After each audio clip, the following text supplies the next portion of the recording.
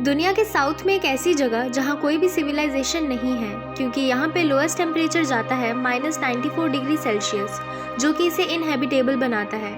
पर इन सब के बाद भी इंसान यहाँ भी पीछे नहीं रहा और बहुत सारी कंट्रीज इस जगह को क्लेम करती है। तो यहाँ बात हो रही है एंटार्क्टिका की। जानेंगे इस वीडियो में एंटार्क्टिका से जुड़े कुछ इंटरेस्टिंग फैक्ट्स के बारे में और इसे ह्यूमन ग्रीड से बचाने के लिए दुनिया और भारत ने क्या स्टेप्स लिए।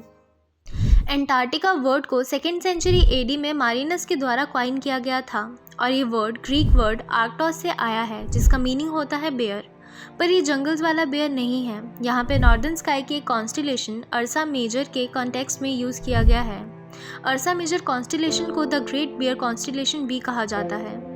तो ऐसे नाम क्वाइन होता है आर्टिक का, और आर्टिक के एंट यानी ऑपोजिट की जगह को कहा गया है एंटार्क्टिक। एंटार्क्टिका अर्थ का साउदर्न मोस्ट कॉन्टिनेंट है और दुनिया के 7 कॉन्टिनेंट में से 5th लार्जेस्ट भी है।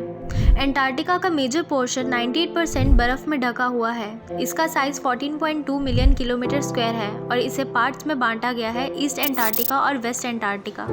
तो एंटार्क्टिका की हिस्ट्री क्या है, इसे पहली बार किसने स्पॉट किया था, ये भी कॉन्ट्रोवर्शियल है। एंटार्क्टिका को पुरानी थ्योरीज के अकॉर्डिंग टेरा ऑस्ट्रेलिया करके कहा जाता था। ये एक हाइपोथेटिकल कॉन्टिनेंट था। दरअसल एंटार्क्टिका की डिस्कवरी 1820 के बाद हुई। उससे पहले कोई भी इंसान यहाँ तक नहीं पहुँचा था।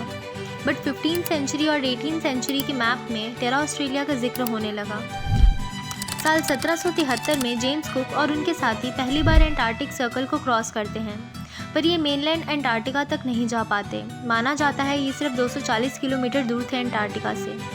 फिर 1820 रशियन एक्सपीडिशन, जिसे फैबियन गॉटेलिब वॉन बेलिन हुसैन और मिखेल लाजारेव लीड कर रहे थे, डिस्कवर करते हैं पहली बार मेनलैंड एंटार्क्टिका को। उसी साल एक ब्रिटिश एक्सपीडिशन, जिसे लीड किया जा रहा था एडवर्ड ब्रांसफील्ड के द्वारा, साइट करते हैं ट्रिनिटी पेनिनसुला को। और फिर इसके 10 महीने बाद 1820 में ही एक अमेरिकन सीलर नैथानियल पाल्मर एंटार्क्टिका को साइट करते हैं। इसी के 1 साल बाद captain John Davis, American sealer, पहले इंसान बनते हैं एंटार्क्टिका की ज़मीन पे कदम रखने वाले। इसके बाद से 20th सेंचुरी को heroic age of Antarctic exploration के नाम से जाना जाता है। इस एरा में सभी एक्सप्लोरर्स के बीच साउथ पोल तक पहुंचने की पहल की जा रही थी। इसी दौरान एंटार्क्टिका में बहुत ज़्यादा साइंटिफिक और जियोग्राफिकल एक्सप्लोरेशंस होने लगी और 17 मेजर एक्सपीडिशंस लॉन्च की गई 10 देशों के द्वारा। पर इस साउथ पोल की रेस की कहानी भी काफ़ी अजीब है। एक तरफ ब्रिटिश एक्सप्लोरर रॉबर्ट स्कॉट, जिनका सपना था पहला इंसान बनने का साउथ पोल पे पहुंचने वाला, ये अपनी टीम के साथ एंटार्क्टिका के सीज़न पे डाटा कलेक्ट करना शुरू करते हैं। और वहीं दूसरी तरफ नॉर्वेजियन एक्सप्लोरर रोआल्ड एमुंडसन और उनकी टीम भी इस रेस में शामिल होती है। और एंड में नॉर्वेजियन एक्सप्लोरर पहले पहुंचती है साउथ पोल पे। इस एक्सपीडिशन के बाद से ऐसी ब्रूटल एक्सपीडिशंस कम होने लगी और फिर सिर्फ साइंटिफिशियल एक्सपीडिशंस पे ध्यान दिया गया। ये कंट्रीज़ एंटार्क्टिका पे सिर्फ एक्सप्लोरेशन नहीं कर रही थी, बल्कि एंटार्क्टिका पे अपने टेरिटोरियल क्लेम्स भी करने लगी थी। एंटार्क्टिका को इन अलग अलग कंट्रीज़ के द्वारा क्लेम किया जाता है: Argentina, Australia, Chile, France, New Zealand, Norway and the United Kingdom. यहाँ आप लेफ्ट साइड देख रहे होंगे कि चिली, अर्जेंटीना और यूके के क्लेम्स आपस में ओवरलैप करते हैं और इस इशू पे काफ़ी डिस्प्यूट भी हुआ है। ये सब देखते हुए साल 1959 में 12 देशों के बीच एंटार्क्टिक ट्रीटी को साइन किया जाता है और इस ट्रीटी में 3 आर्टिकल्स आते हैं। Article 1, Antarctica shall be used for peaceful purposes only. Article 2, freedom of scientific investigations in Antarctica and cooperation towards that and shall continue. Article 3, scientific observations and result from Antarctica shall be exchanged and made freely available. और इस treaty में ये भी specify किया जाता है कि कोई नया देश इस टेरिटरी पे कोई क्लेम नहीं कर सकता, और जो एग्जिस्टिंग क्लेम है, ये ट्रीटी उन सभी क्लेम्स को टेम्परेली सस्पेंड करती है और ये ट्रीटी 2048 तक वैलिड है।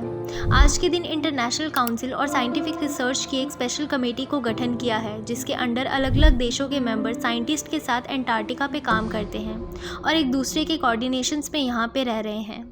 पहली बार इंडिया एंटार्क्टिका पे दिसंबर 1981 में एक एक्सपीडिशन लॉन्च करता है। इस एक्सपीडिशन को नॉर्वे की हेल्प से किया जाता है। इस एक्सपीडिशन में इंडिया के साइंटिस्ट जैसे कि डॉक्टर साइद ज़हूर काजिम भाग लेते हैं। आज के दिन एंटार्क्टिका में इंडिया के 3 बेसिस मौजूद हैं, जो कि दक्षिण गंगोत्री, मैत्री और भारती के नाम से हैं। 4 अक्टूबर 1991 को स्पेन की कैपिटल मैड्रिड में the protocol on environmental protection to the Antarctic treaty को साइन किया जाता है। इसे मैड्रिड प्रोटोकॉल भी कहा जाता है। इस ट्रीटी के अकॉर्डिंग अंटार्कटिका को एक नेचुरल रिजर्व डिक्लेयर किया गया है और यहाँ पे साइंटिफिक एक्टिविटीज़ के अलावा सभी ह्यूमन एक्टिविटीज़ पे प्रतिबंध है। अभी हाल ही में 22 जुलाई 2022 को इंडियन पार्लियामेंट ने इंडियन अंटार्कटिक बिल 2022 को पास किया है। ये बिल इंडिया की तरफ से एक नेशन एफर्ट है अंटार्कटिका के एनवायरनमेंट को प्रोटेक्ट करने के लिए। इस बिल के इफेक्ट में आते ही इंडिया में भी Antarctic treaty, the convention on the conservation of Antarctic marine living resources और the protocol on environment protection to the Antarctic treaty यानी मैड्रिड प्रोटोकॉल के प्रावधान लागू हो जाएंगे। अगर वीडियो इन्फॉर्मेटिव लगी हो तो चैनल को सब्सक्राइब करें ऐसी और भी वीडियोज़ के लिए। जय हिंद।